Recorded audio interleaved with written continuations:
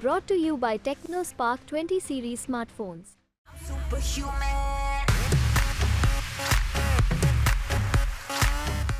India alliance की mega rally Delhi के मुख्यमंत्री अरविंद केजरीवाल की गिरफ्तारी के खिलाफ, और यहाँ पर कांग्रेस नेता कई सारे आए हैं और विपक्ष के कई सारे नेता हैं। संदीप दीक्षित जी हमारे साथ यहाँ पर हैं। कांग्रेस भी इसके समर्थन में आई है, विपक्षी नेता आए हैं, कहीं ना कहीं सबका अपना अपना दर्द भी इसमें शामिल है। मैम, इसके सबका दर्द नहीं है, तो इंडिया अलायंस की रैली है। तो इंडिया अलायंस तो सब की है जो उसके 28 घटक दल हैं, तो स्वाभाविक है इंडिया अलायंस की रैली है तो सारे घटक दल आएंगे इसमें। जो लोग इन राष्ट्रीय मुद्दों पर एक साथ हुए हैं वो सारी की सारी पार्टियां आएंगी। अच्छा, आज शीला दीक्षित जी की बर्थ एनिवर्सरी भी है और ऐसे दिन पर एक सिटिंग मुख्यमंत्री अरविंद केजरीवाल के खिलाफ ही आज उनकी गिरफ्तारी के खिलाफ आज बहुत बड़ी रैली यहाँ पर हो रही है। कुछ मैसेज आप देना चाहेंगे? देखिए, हमारा मैसेज क्या है, हमारा ये है कि कोई भी कानूनी प्रक्रिया हो, आपको लगता है कि कहीं कुछ गड़बड़ी हुई है, आप अपना इंक्वायरी करिए, केस करिए, कोई उसको नहीं रोक रहा है। कई जगहों पे आपकी इंक्वायरी हुई है, आपने कांग्रेस के नेताओं के खिलाफ भी इंक्वायरी की, निकला क्या? चूहा भी नहीं निकला, चूहिया भी नहीं निकली कहीं भी। लेकिन मेरा ये जो गिटिया गठबंधन का है कि जिस तरीके से आप कर रहे हैं, भाई एक इनकम टैक्स का ऐसा कानून है जो राजनीतिक पार्टियों पे अप्लाई नहीं करता, उसको तोड़ मरोड़ के बिल्कुल इलीगल तरीके से आपने कांग्रेस में उसके अकाउंट बंद कर दिया, 1800 करोड़ का फाइन लगा दिया। किस तरीके से आपने हेमंत सोरेन जी को गिरफ्तार कर लिया ऐन चुनाव के पहले, आपने अरविंद केजरीवाल पर एक्शन कर दिया, वो भी रात को 9-10 बजे खुफिया दरवाजे की तरफ से।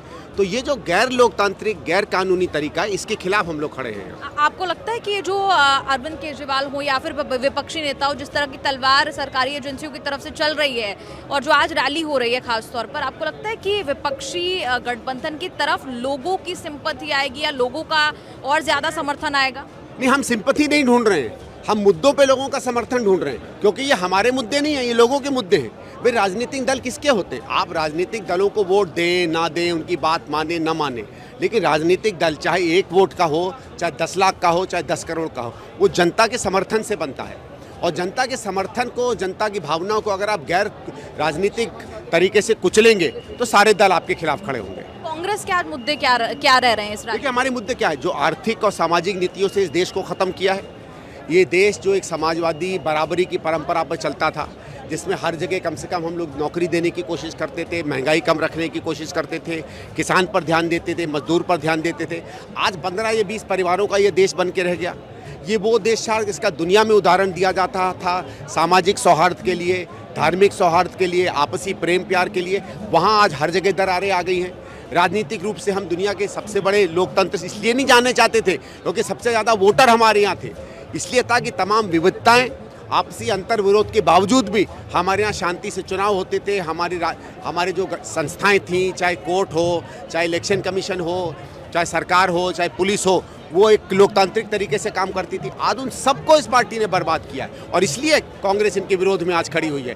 और जो पार्टियों ने इस केस में हमारा साथ दिया है और उनको लगता है कि राष्ट्रीय स्तर पर उनके वही मुद्दे हैं जो कांग्रेस के हैं, वो सब इंडिया गठबंधन में आए हैं। संदीप जी, आखिरी सवाल ये कि हमने पूरी भारत जोड़ो न्याय यात्रा भी कवर की है और लोगों के बीच में एक कॉमन बात जो सुनने को मिली कि ईवीएम में गड़बड़ है, जो विपक्षी पार्टी आरोप लगाती रही है, खासतौर पर कांग्रेस, वो लोगों के मन में धीरे धीरे रजिस्टर होने लगी है वो बात। अब नहीं, देखिए, है उसमें रजिस्टर नहीं, वो तो सामान्य जन किसी के पास आप चले जाइए। मैं बता रहा हूँ, कल कुछ पंजाब से लोग आए हुए थे, हंसी मजाक में हम लोग बात कर रहे थे, तो उसमें एक आदमी ने कहा कि भाई साहब, कांग्रेस कहती है पंजे पे वोट दो, कोई कहता है झाड़ू पे वोट दो, कोई कहता है हंसिए पे वोट दो। बीजेपी कभी नहीं कहती कमल पे वोट दो, क्योंकि उनको मालूम है वोट कहीं दोगे पड़ेगा कमल पे। तो ये तो सबको पता चल गया। लेकिन इसके लिए हम लोग कानूनी लड़ाई अलग से लड़ रहे हैं, इलेक्शन कमीशन के पास जा रहे हैं, कोर्ट में जा रहे हैं, वो प्रक्रिया चल रही है।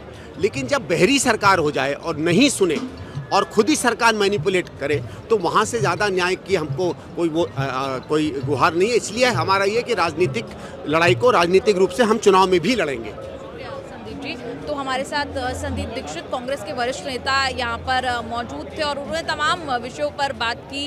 कैमरा पर्सन दीक्षा यादव के साथ निधि तनेजा।